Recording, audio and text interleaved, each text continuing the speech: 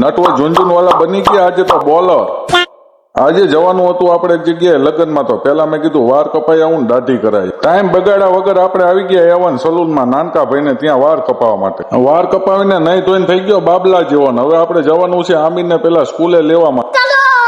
ચલો પહોંચી ગયા આમિરભાઈ ની સ્કૂલે, પણ હજી આમિરભાઈ છૂટા નહોતા. ફાઇનલી આમિરભાઈ ને સ્કૂલે થી લઈ લીધો ને હવે નીકળી ગયા આપણે ઘર તરફ જવા માટે. સ્કૂલ બેગ ને ઘરે મૂકીને આપણો રથ લઈને અમે નીકળી ગયા લગ્નમાં જવા માટે. લગ્નના માંડવે જઈને જોયું તો અમારા ભાઈઓ બધા એક બાજુ બેઠા હતા મીટિંગ કરીને, તો આપણે બે ગયા. આ બાજુ જોયું તો સલીમભાઈ બેઠા હતા, અને આ બધા છે આપણા મિત્રો અને મામાના છોકરાઓ. જોઈ લો તમે. આ બાજુ અમારા આમિરભાઈ તો ચોકલેટ ની બાકાજીકી બોલાવી દીધી. ઓ બાકી મંડપની રસમ પતાવીને આવી ગયા આપણા વાડીએ જમણવારમાં. તો ત્યાં અમારા ભાઈઓ બધા બે ગયા હતા મીઠાઈ ને ઘેરો વળી, કેમ કે હારે ખાવાય મળે ને પાછી. આ બાજુ અમારા ત્રણેય ભત્રીજાઓને બ્લોગમાં તો આવે, પણ એમને શરમ બહુ આવે. જોઈ લો કેટલા શરમાય છે.